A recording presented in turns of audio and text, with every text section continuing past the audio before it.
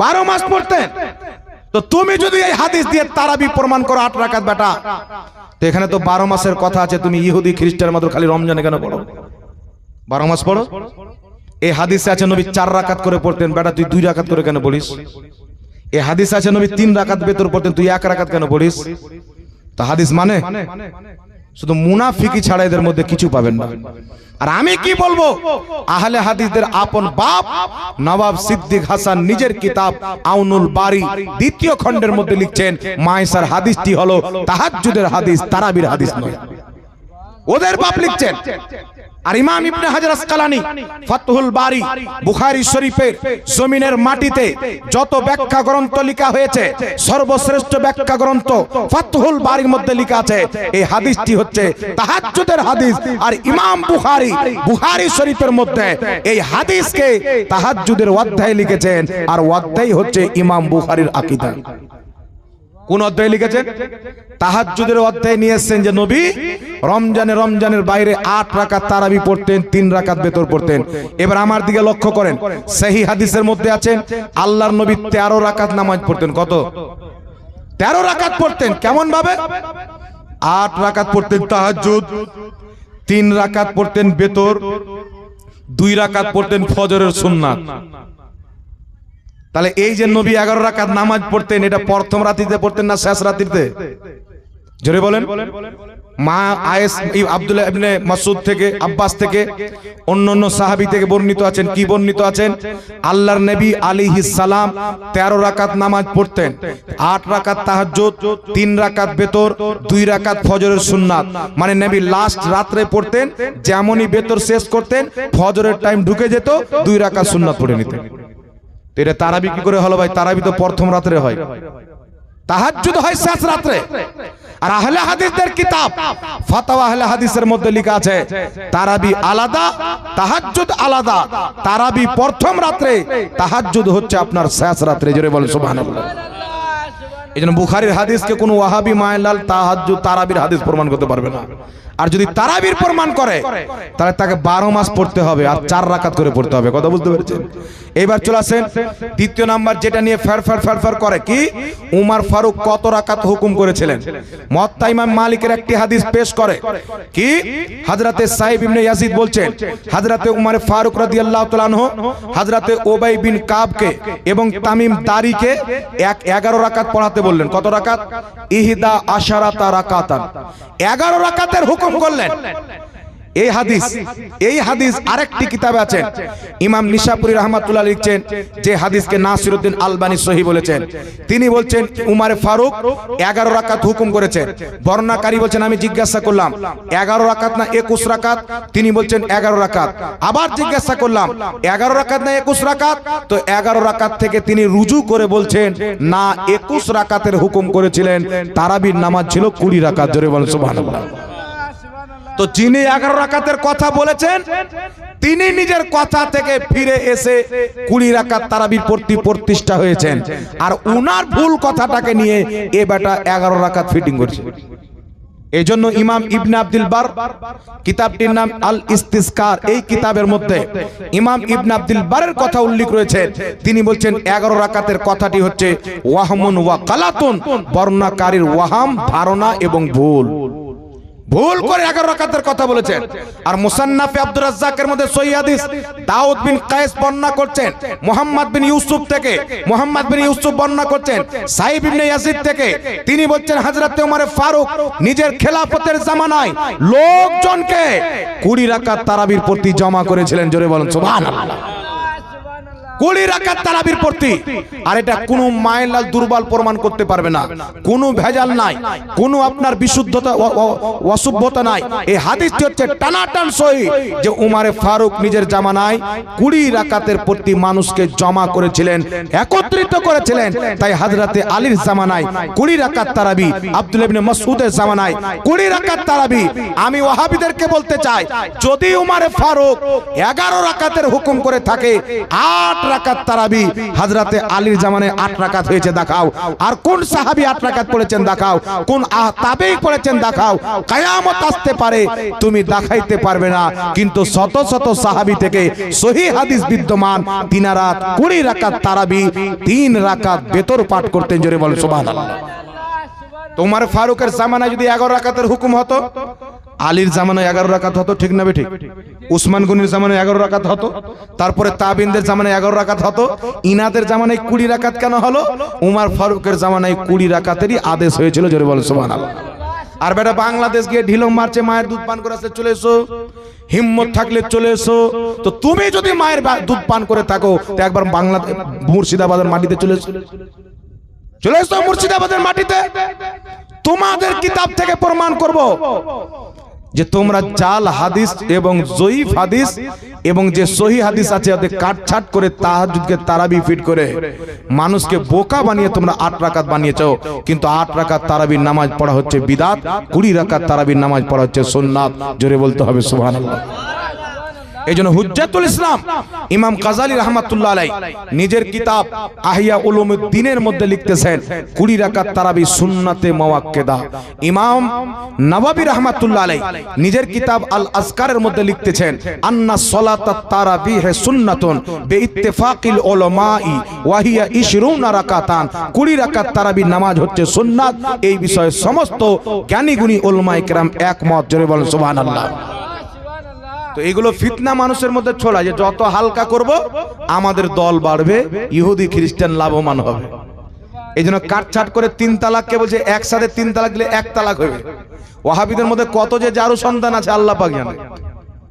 হ্যাঁ, যেই ব্যক্তি এক বৈঠকের 3 তালাককে 1 তালাক বলে বিয়েকে হালাল করে দিল, ওর যত বাচ্চা হবে সব জারু সন্তান হবে, সব হারামজাদা হবে।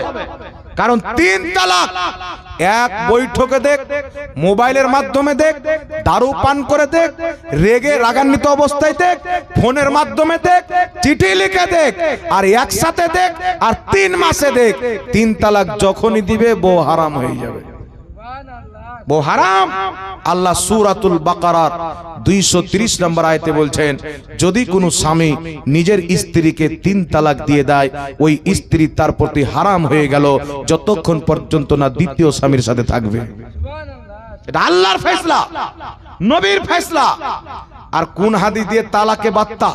রাসূলুল্লাহর নিকটে একজন সাহাবী আসলেন, ইয়া রাসূলুল্লাহ ইয়া হাবিবাল্লাহ, আমি আমার স্ত্রীকে তালাক দিয়ে দিয়েছি। ক তালাক? বলে 3 বার দিয়েছি। তো 3 তালাক ওটা কি ছিল? তালাকে বাত্তা। ইমাম নববী রাহমাতুল্লাহ আলাইহি শারহে মুসলিমের মধ্যে লিখতেছেন ওটা ছিল তালাকে বাত্তা। নবী বললেন তোমার 1 তালাকে হয়েছে, যাও, তোমার স্ত্রী তোমার জন্য হালাল আছে। তালাকে বাত্তা কাকে বলে? একজন স্বামী তার স্ত্রীকে বলছেন তোকে তালাক দিয়ে দিলাম, তারপরে ওটা কি ঝালিয়ে দেওয়ার জন্য, রিপিট করার জন্য বলছে তোমাকে তালাক দিয়ে দিয়েছি, তোমাকে তালাক দিয়ে দিয়েছি। তো কটা তালাক হলো? একটাই না হলো? যেটা পূর্বে দিয়েছে ওটা কি দুবার ঝালালো? আর যদি বলে তোকে 3 তালাক দিয়ে দিলাম, এটা ওটার মধ্যে তফাৎ হলো কি হলো না? জোরে বলেন। তো তালাকে বাত্তার হাদিসকে নিয়ে বেটা 3 তালাককে হালাল করছে যে আমরা যেমন হারামজাদা লোককেও হারামজাদা বানাই। এটা আমার ফতোয়া নাই, রাগ করে কোনো লাভ নাই। এদের ফতোয়া হচ্ছে যদি স্ত্রী নামাজ পড়ে, স্বামী নামাজ পড়ে, বিয়ে ভঙ্গ হয়ে যাবে। স্বামী যদি নামাজ পড়ে, স্ত্রী নামাজ না পড়ে, বিয়ে ভঙ্গ হয়ে যাবে। আর ভঙ্গ বিয়ের পর, বিয়ে তালাক হয়ে যাওয়ার পর যদি বাচ্চা জন্ম নেয়, হালাল জাদা হয় না হারামজাদা? জলঙ্গি গিয়ে দেখেন এখনো বিমল দাসের বাপ, বিমল দাস নামাজ পড়ে না, দেখেন এখনো নামাজ পড়ে না। তাহলে ওর বিয়েটা ভঙ্গ হয়েছে কি হয়নি? তার বেটা গেলে কি হালাল জাদা হবে না হারাম জাদা হবে? আপনারাই বলেন। কত আহলে হাদিস আছে নামাজ পড়ে, এরা সব জারু সন্তান, ওদের ফতোয়া অনুযায়ী। এটা তো ভাই আমি দিচ্ছি না, ওদের মৌলবি দিচ্ছে। এই জন্য খবরদার, নামাজকে যেই ব্যক্তি ফরজ মানবে না তার বিয়ে তালাক। কিন্তু নামাজকে ফরজ মানে পড়ে না, মহাপাপী, কিন্তু বউ তালাক হবে না, কাফিরও হবে না। ফরজ না মানলে কাফির, কিন্তু ফরজ যদি মানে, পড়ে না, পাপী গুনহেগার, তার বউ তালাক হবে না, তার ঈমানটাও চলে যাবে না। কথা বুঝতে পেরেছেন? কিন্তু ফরজ যদি না মানে, সে যদি বলে আমি নামাজ পড়তে হবে, এটাকে ফরজই মানি না, তাহলে সেই ব্যক্তি কাফির হয়ে যাবে, তার বউটাও তালাক হয়ে যাবে। কিন্তু এখানে অনেক বেনামাজি লোক আছেন মনে হয় না, সবাই নামাজি আছেন আলহামদুলিল্লাহ। অনেক আছেন নামাজ পড়েন না, কিন্তু নামাজকে ফরজ মানেন কি মানেন না জোরে বলেন। সবাই জানেন যে আল্লাহ ফরজ করেছেন, নামাজ পড়ি না পাপের কাজ করছে, এটা সবাই জানে।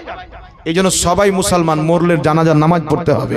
আর খ্রিস্টানের ধর্ম নিয়ে চলে এসে ওই নামাজ পড়ে না মানে কাফির, ওকে মাটি দেওয়া চলবে না, আর বউটাও তালাক। তাই খোঁজ নিয়ে দেখো তোমাদের দলের মধ্যে কত কেউ হারামজাদা প্রমাণ হয়। ওদের কি সবাই নামাজ পড়ে? আর নতুন নতুন আইটেম আপনাদের এদিকেও হতে পারে, অনেক জায়গায় এখন হচ্ছে নতুন নতুন আহলে হাদিস, এদের ফাতোয়া শুনে তাহলে ওই নতুন নতুন গুলোকে ধরবে, ধরার পরে বলবেন আহলে হাদিসদের ফাতোয়া হলো স্বামী যদি নামাজ না পড়ে স্ত্রী পড়ে বউ তালাক, আর স্ত্রী যদি নামাজ না পড়ে স্বামী পড়ে তবুও বিয়ে তালাক।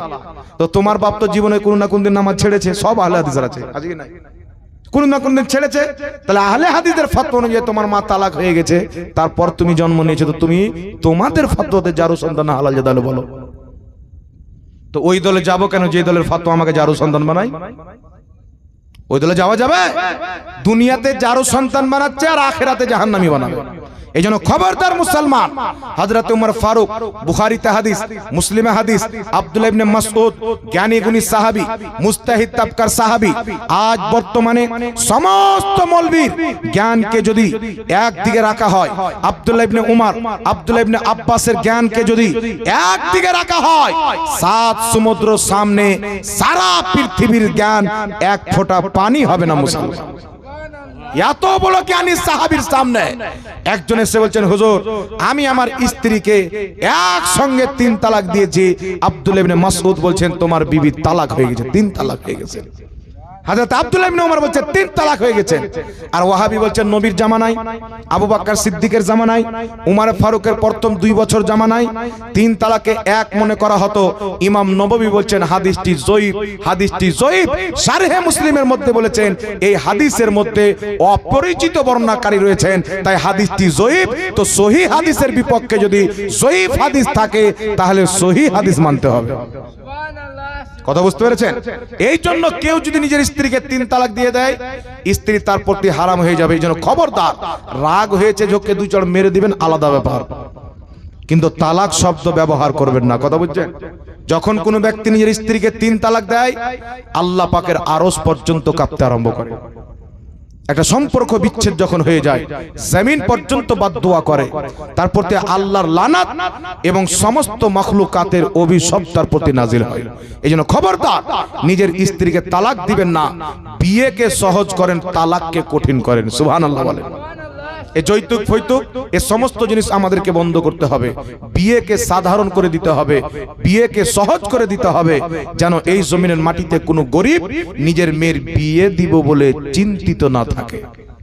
এবার চলে আসেন বিরাদ, ফরজ নামাজের পর যেইগুলো আহলে হাদিস বলে, ওয়াহাবি বলে যে ফরজ নামাজের পর হাত তুলে দোয়া করা বিদাত, আমি চ্যালেঞ্জ করলাম, মা কা দুধ পিয়া है तो मेरे सामने बैठो। হিম্মত যদি থাকে তো আমার সামনে বসো। যদি ফরজ নামাজের পর হাত তুলে দোয়া করাকে বিদাত কোন আহলে হাদিস প্রমাণ করতে আসে, নবীর মেম্বারে আল্লাহর কসম খেয়ে বলি, ওদের 7 নাসলকে যদি আমি বিদাতি প্রমাণ না করতে পারি, বাংলার মাটিতে নিজের চেহারা দেখাবো না মুসলমান। ওদের গোটা জামাতকে বিদাতি প্রমাণ করো। কারণ উঠান কিতাব, আহলে হাদিসের মুহাদ্দিস আব্দুর রহমান মুবারকপুরি নিজের কিতাব তোহফাতুল আহওয়াজি 2য় খণ্ডের 277, 71, 72 পৃষ্ঠা পড়েন। 4টি হাদিস নিয়েছেন। আল্লাহর নবী আলাইহিস সালাতু ওয়াস সালাম ফরজ নামাজে সালাম ফিরানোর পর রাফা ইয়াদাইহি, নিজের 2খানা হাতকে উত্তোলন করতেন, ওয়া দাআ, তারপর আল্লাহর নবী দোয়া করতেন। জোরে বলেন সুবহানাল্লাহ। 4টা হাদিস উল্লেখ করেছেন। আল্লাহ নবী ফরজ নামাজের পর হাত তুলে দোয়া করেছেন। তারপরে আরেকটি হাদিস শুনেন, কিতাবটির নাম তারিখে তাবারি। এই কিতাবের মধ্যে হাদিসটি উল্লেখ রয়েছে। আহলে হাদিসদের সবচাইতে বড় ইমাম ইবনে তাইমিয়ার ছাত্র ইমাম ইবনে কাসির নিজের কিতাব আল বিদায়া ওয়ান নিহায়ার মধ্যে হাদিসটি উল্লেখ করেছেন। নবী পাকের সাহাবী হযরতে আলা বিন হাজরামি রাদিয়াল্লাহু তাআলা আনহু ফজরের ফরজ নামাজে সালাম ফিরানোর পর নিজের ঘুটনার উপরে ভর দিয়ে বসে রাফা ইয়াদাইহি নিজের দুইখানা হাতকে উত্তোলন করলেন। তিনার পিছনে শত শত সাহাবী মুক্তাদি হয়ে নামাজ পড়েছিলেন। যখন আলা বিন হাজরামি সালাম ফিরানোর পর দুইখানা হাতকে উত্তোলন করলেন, সমস্ত সাহাবী নিজের হাতকে উত্তোলন করলেন। সবাই মিলে ফজরের ফরজ নামাজের পর সবাই মিলে হাত তুলে ইমাম দোয়া করেছেন। প্রত্যেক সাহাবী মুক্তাদি সেজে আমিন বলেছেন। জোরে বলেন সুবহানাল্লাহ। তো যে কাজ সাহাবা করেছিল ওটা বিদআত। নবী বলেছেন মা আনা আলাইহি ওয়া আসহাবি, 73 ফিরকার মধ্যে ওই দলটি জান্নাতে যাবে যে আমার সাহাবীর তরিকাতে চলে। জোরে বলেন সুবহানাল্লাহ। এখন আপনাকে বলবে যে হুজুর হাদিস বলে যায়নি, হাদিসটা জয়ীফ। কালকে আপনাকে বলবে জয়ীফ হাদিস বলে গেছেন। তবে শুনেন, আহলে হাদিসদের গুরু নাজির হোসেন দেহলভি ফাতাওয়া নাজিরিয়ার মধ্যে লিখেছেন, হাদিস अगर ज़ईफ हो फिर भी जवाज और इस्तेहबाब के लिए काफी है। হাদিসের সনদ যদি দুর্বল হয় কোন আমলের বৈধ এবং উত্তম অর্থাৎ মুস্তাহাব হওয়ার জন্য যথেষ্ট আছেন। ইমাম ইবনে হাজার মক্কি নিজের কিতাব ফাতাওয়া হাদিসের মধ্যে লিখেছেন, হাদিসের সনদ যদি মুনকার হয়, হাদিসের সনদ যদি জয়ীফ হয়, হাদিসের সনদ যদি মুদাল হয়, হাদিসের সনদ যদি মুরসাল হয়, যতক্ষণ পর্যন্ত হাদিসটি জাল হবে না, যতই দুর্বল হোক, ওই হাদিসের প্রতি আমল করা মুস্তাহাব সওয়াবের কাজ। জোরে বল সুবহানাল্লাহ। ইমাম নববী রাহমাতুল্লাহ আলাইহি নিজের কিতাব আল আজকার, মিশর থেকে ছাপ, বাইরুত থেকে ছাপ, সৌদি আরব থেকে ছাপ, সেই কিতাবের মধ্যে বলছেন জয়ীফ হাদিসের প্রতি আমল করা মুস্তাহাব। এই বিষয়ে সমস্ত মুহাদ্দিস একমত। জোরে বলতে হবে সুবহানাল্লাহ। তারপর চলে আসেন আহলে হাদিসদের কিতাব ফাতাওয়া আহলে হাদিসের মধ্যে লিখেছে জয়ীফ হাদিস पर আমল করনা दुरुस्त है, দুর্বল হাদিসে আমল করা সঠিক। আহলে হাদিসদের ইমাম ওবাইদুল্লাহ মুবারকপুরি নিজের কিতাব মিরআতের মধ্যে লিখেছেন জয়ীফ হাদিসে আমল করা জায়েজ আছে। ইমাম মুল্লা আলী কারি নিজের কিতাব মিরকাতের মধ্যে লিখেছেন জয়ীফ হাদিসে আমল করা জায়েজ আছে। জগৎ বিখ্যাত ইমাম ইবনুল হামাম ফাতহুল কাদিরের মধ্যে লিখেছেন জয়ীফ হাদিসে আমল করা জায়েজ আছে। ইমাম সাখাবি মাকাসিদুল হাসানের মধ্যে লিখেছেন জয়ীফ হাদিসে আমল করা জায়েজ আছে। ইমাম মুল্লা আলী কারি আসরারুল মারফুয়া কিতাবের মধ্যে লিখেছেন জয়ীফ হাদিসে আমল করা জায়েজ আছে। তারপরে ইমাম আজলুনি কাশফুল খাফার মধ্যে লিখেছেন জয়ীফ হাদিসে আমল করা জায়েজ আছে। বরং সমস্ত মুহাদ্দিস এই বিষয়ে একমত, হাদিস যদি জয়ীফ হয় আমলের জন্য ওটাই যথেষ্ট। জোরে বল সুবহানাল্লাহ সুবহানাল্লাহ। তাহলে কালকে যদি জয়ীফ বলে ও বেটাকে বলবেন করা যাবে, জয়ীফ আছে তো, ওর সাথে আপনি তো পারবেন না যে সহি আপনি তো প্রমাণ করতে পারবেন না, ওটা তো আমাদের দায়িত্ব। আপনি বলবেন দুর্বল হলো তা আমাদের কাছে আছে, তুই তো ন্যাংটা দাঁড়িয়ে আছিস, করা যাবে না, তোর কাছে জাল হাদিসও নাই। কথা বুঝতে পারছেন? আপনাদের ইমাম সাহেবের একটা বাড়ি আছে, তো বাড়ির উপরে টালি আছে, বৃষ্টি হয়েছে, বড় বড় সিল পড়েছেন, বুঝতে পারছেন, আর জায়গায় জায়গায় ফুটো হয়ে গেছেন। তো ইমাম সাহেব বাড়িতে বসে আছেন, বৃষ্টি হচ্ছেন, তো পানি পড়ছে। তো একজন রাস্তা দিয়ে যাচ্ছে গামছা পরে, কিছু নাই, ভিতরে কাঁচাটাও নাই। ইমাম সাহেবের বাড়ির পাশে দাঁড়িয়ে বলছে, ইমাম সাহেবের বাড়ি দেখো, পানি পড়ছে, ভাঙ্গা ফোটা বাড়ি, মানে টিটকারি মারছে।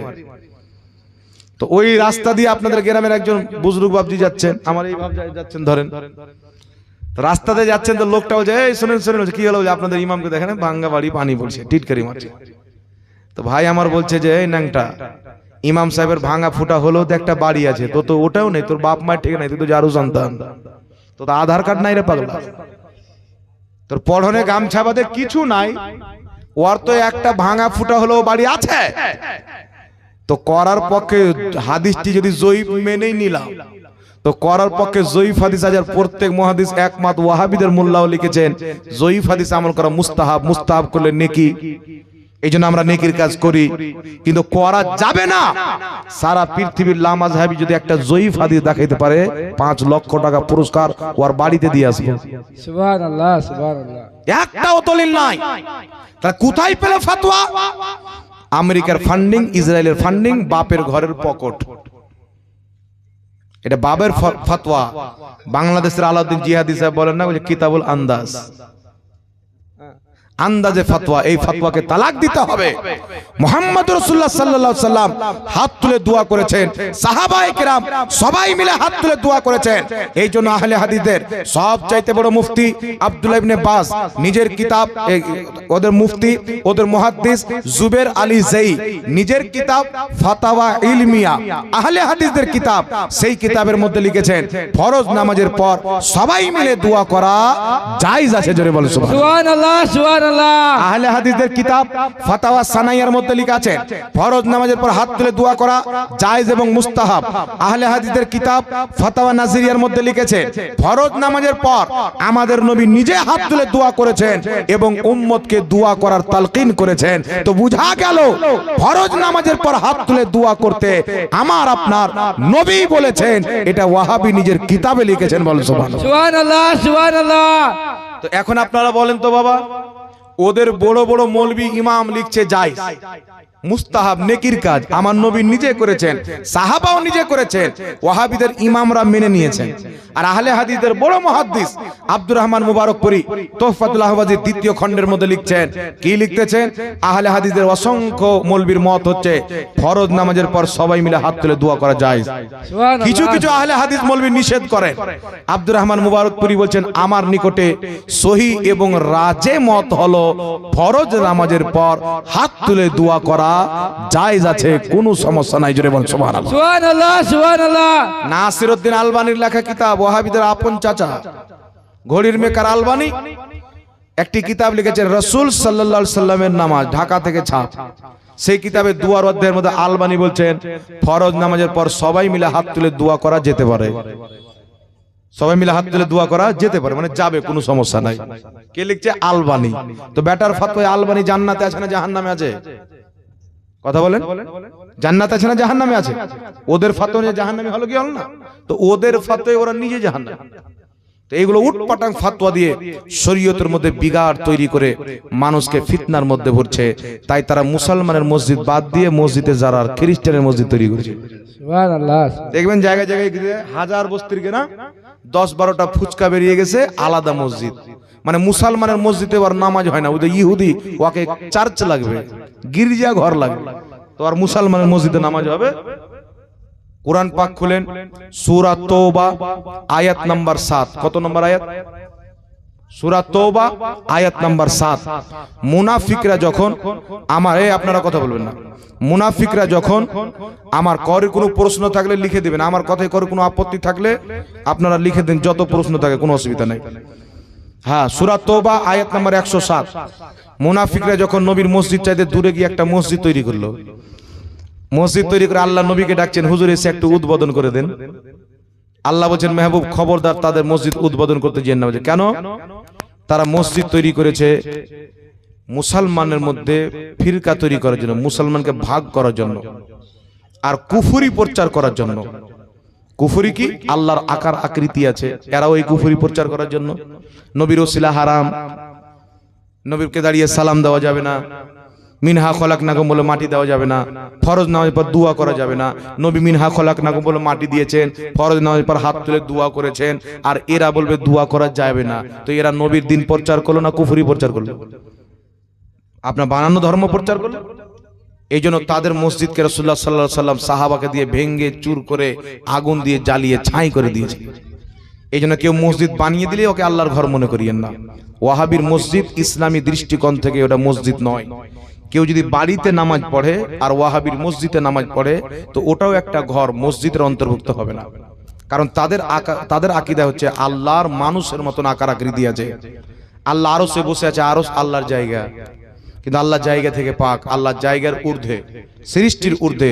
আল্লাহ পাক সারা কুল কায়নাতকে বিষ্ঠন করে আছেন, সৃষ্টি আল্লাহকে বিষ্ঠন করতে পারে না। আরশে যদি আল্লাহ বসে থাকেন, তাহলে আল্লাহকে আরশ বিষ্ঠন করবে কি করবে না? জোরে বলেন। তাহলে আরশের মধ্যে বসে আছেন, মানে আরশ চাইতে আল্লাহ ছোট আছেন, তাহলে আল্লাহু আকবার বলা বাদ দিয়ে দিতে হবে। তো বিভিন্ন রকমের ইতরাজ হবে, এগুলো কুফরি আকীদা। নবীর ওসিলা শিরিক, যারা নবীর ওসিলা নেবে তারা মুশরিক। যাই কোনো ব্যক্তি যদি কোনো মুসলমানকে মুশরিক বলে, সেই ব্যক্তি নিজেই মুশরিক এবং কাফির হয়ে যাবে। রাসূল পাক বলছেন কেউ যদি কাউকে কাফির বলে, সে যদি কাফির না থাকে সে নিজে কাফির হয়ে যাবে। এই জন্য মুসলমান এদের থেকে নিজের ঈমানকে বাঁচিয়ে রাখবেন, নিজের সমাজকে বাঁচিয়ে রাখবেন, নিজের আলো আওলাদকে বাঁচিয়ে রাখবেন। বাঁচার উপায় হচ্ছে আহলে সুন্নাত ওয়াল জামাতের বিজ্ঞ আলিমদের সাথে যোগাযোগ রাখবেন, তাদের লিখনি বই পড়বেন, তাদের বক্তব্য শুনবেন। আল্লাহ আপনার ঈমানও বাঁচাবে, ইনশাআল্লাহ আকীদাও বাঁচাবে। আসসালামু আলাইকুম।